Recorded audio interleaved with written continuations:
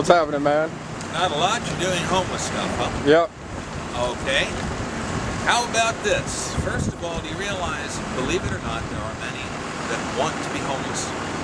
I'm not talking about sleeping behind dumpsters on wood pallets and such like I have, but there's not the motivation to get work. The classic line, to teach a man to fish and you feed him for life, is only true if the man will get off of his ass and go to fishing once he's learned how. Actual homeless things that need to be done are not too different from the old boot camp or basic training. What you get there is that you get a place to sleep, some clothing, a place where you can put your clothing where it's safe, something to eat, and trained in a marketable skill. But it is not a nice situation where everybody wants to stay. People don't want to stay in boot camp and basic training, except maybe the drill instructor. So after gaining the skills, instilling the confidence and such, there is the motivation to then move on and join the workforce. Why do you think some people aren't motivated to move out of the situation? Because it's easy. Now, of course, the general point of view of a homeless person is some drunk sitting on a corner with a paper cup demanding change so he can go buy beer. Unfortunately, there are too many of the homeless that are exactly that. That's why you don't find as many people in the shelters on the first of the month, because they've gotten their government welfare checks or whatever and they've gone to spend it smoking it or drinking it. And so the situation is easier. But the skills aren't there. Or even the skills are there, but they're not wanted. I have an associate's degree in computer electronics. But I took off 5 years to take care of my father, and no one wants to hire me because they're not sure what I was doing for 5 years. The general thing that I get now is, go work for somebody else for a year, come back and we're going to hire you on the spot. Obviously that spot hasn't come about, or I wouldn't be where I am in the Hampton homeless system. What you had was you were allowed to come in at 7 o'clock at night, you were given a meal, a place to sleep, you're given breakfast, and then you had to take everything you owned and leave for 12 hours. That was it. You have the wind chill factor below zero, you're carrying everything that you own in bags that you're either stashing and hoping nobody finds them, throws them out, or destroy them. But also to take care of yourself, what you have is, most of us would go to the bus station to get out of the cold. Normally we'd stay there until the police showed up and ran us off. Hopefully by then the library was open, so we could hang around the library until the shelter opened again.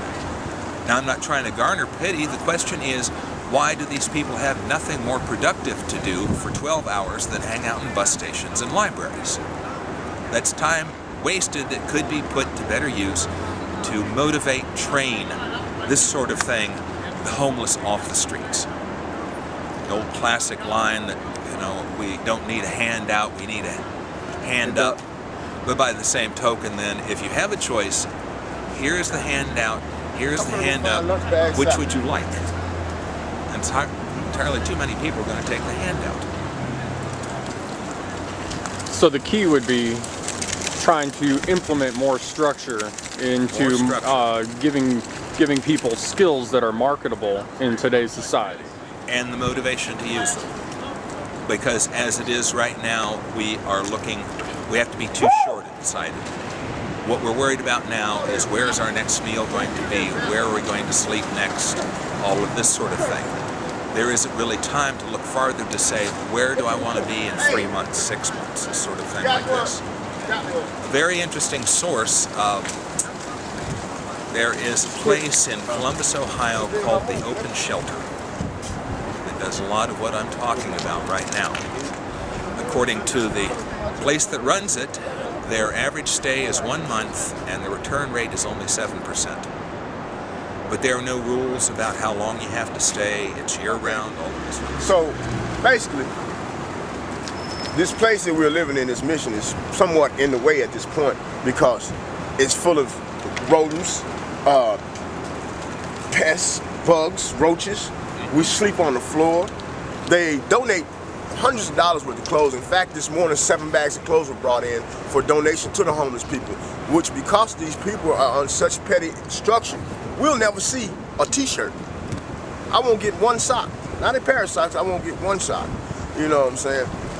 And they put it in a position or in a location where everything you see around, as you saw the no trespass and no soliciting sign earlier, Certainly. how can you not solicit when this is where you've given me to live? You've given me this place to live. So once again, we're gonna go back to our telethon, and I'm gonna do it again. Dollar please, dollar please. For $1. If I gotta beg For borrow, $1. please. A dollar, You may please. be able to A end dollar, this. please. If not for this man, for me. You may be able to end this for several of us. This is no way for humans to live. It may be funny, which we have to laugh to keep from crying. Right. But this is not the side that the media shows you. Dollar, This is the please. real, A dollar, uncut, please. unadulterated side Beg of the homeless guy. borrow.